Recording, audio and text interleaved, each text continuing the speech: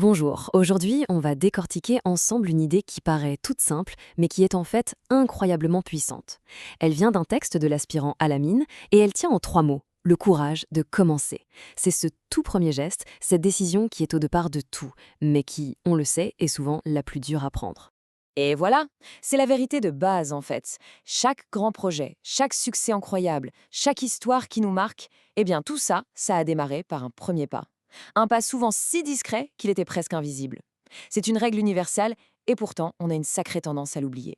C'est la question essentielle, non? On a tous des idées, des projets qui nous font vibrer, des envies de changer les choses, et pourtant, bien souvent, quelque chose bloque. Et ce blocage, il se trouve presque toujours au même endroit, juste sur la ligne de départ. Alors, commençons par mettre un nom sur l'ennemi numéro 1 de l'action. Ce n'est pas le manque de talent ou de moyens, non. C'est une illusion très tenace, le mythe du moment parfait. C'est cette attente au fond qui devient le véritable mur. Sur le papier, ça semble tout à fait logique. On veut être prêt, on veut que les planètes soient parfaitement alignées, on veut être sûr de réussir, mais en réalité, ce sont des pièges. Ce sont des excuses très bien ficelées que notre esprit nous sert pour nous éviter de sauter le pas. Et ça, il faut se le dire. Franchement, ce moment parfait pour commencer, c'est une fiction. C'est une pure construction de l'esprit. Le simple fait de l'accepter, c'est déjà faire un pas de géant. Le seul vrai moment qui existe en fait, c'est maintenant. Alors, qu'est-ce qui fait vraiment la différence entre celles et ceux qui avancent et celles et ceux qui stagnent? Si on en croit la source, ce n'est ni l'intelligence, ni la chance, mais bien un choix. Un choix tout simple, presque binaire. Et ce tableau, il illustre parfaitement la fracture. D'un côté, il y a une posture complètement passive, une vie passée dans ce que l'on pourrait appeler la salle d'attente des projets. De l'autre, une posture active. La différence, ce n'est pas une question de savoir-faire, mais d'oser faire. Oser se mettre en mouvement, même quand on n'a aucune garantie. On arrive là au cœur du réacteur. Si on attend d'être parfait pour agir, on n'agira tout simplement jamais.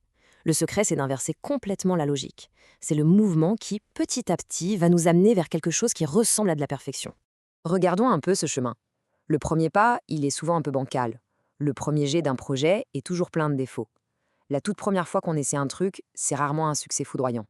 Et ce n'est absolument pas un problème, bien au contraire, c'est la preuve qu'on est en train d'apprendre. C'est même la seule et unique voie vers la maîtrise. Cette phrase, elle résume absolument tout. La quête de perfection, c'est le meilleur prétexte du monde pour ne rien faire. Le point crucial, c'est donc d'accepter que l'imperfection n'est pas un échec, c'est une étape. Une étape obligatoire et même souhaitable dans le processus. Bon, alors, que se passe-t-il concrètement quand on ose enfin se lancer?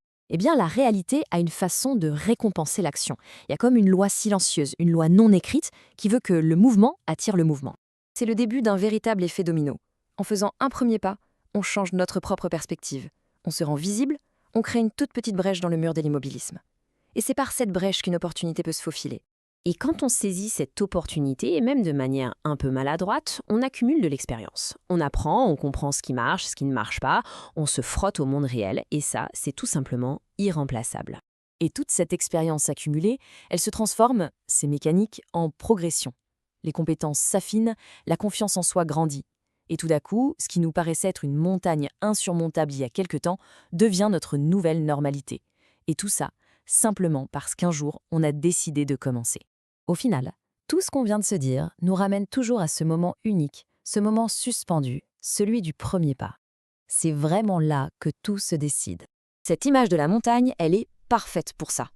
Personne n'arrive au sommet en un seul bond, c'est impossible. C'est l'accumulation de milliers de petits pas qui rend l'ascension possible. L'objectif final peut paraître hyper intimidant, mais le prochain pas, lui, il est toujours à notre portée. Et le texte de l'aspirant Alamine se termine sur ce message qui est on ne peut plus direct. Pour toutes celles et ceux qui attendent une permission, une validation ou un signe du destin pour se lancer, eh bien, le voici. C'est maintenant. Au fond, les conditions importent peu. Le projet n'a pas besoin d'être parfait. Le début peut être minuscule, presque ridicule. Et il n'y a pas besoin d'avoir un public ou des applaudissements. La seule chose qui compte vraiment, c'est l'acte de commencer, pour soi. Et on termine sur cette pensée, l'idée que ce petit geste, cette simple décision de se mettre en mouvement aujourd'hui, pourrait bien être l'étincelle qui allumera quelque chose de grand demain. La question au final, ce n'est pas de savoir si on est capable, c'est de savoir si on a le courage de commencer.